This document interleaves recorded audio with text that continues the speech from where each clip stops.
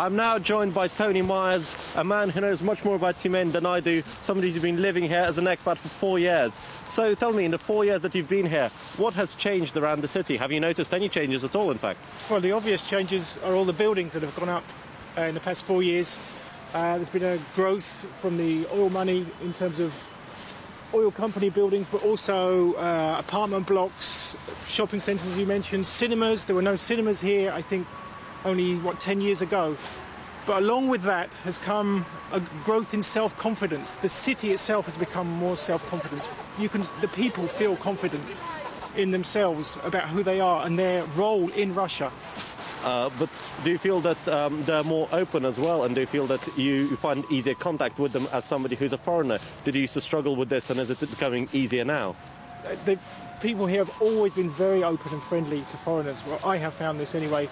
They invite you into their homes. They are the epitome of hospitality. And the consumerism you were talking about earlier has not changed that in any way. Well, can you see any of the downsides to this kind of quick economic growth that has happened here, or do you think the effects are purely positive?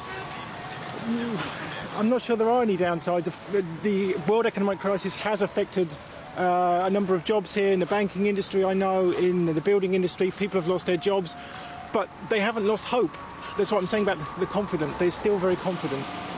Thank you very much, Tony. We've been speaking to Tony Myers, an expat who's been living here for 4 years in tyumen.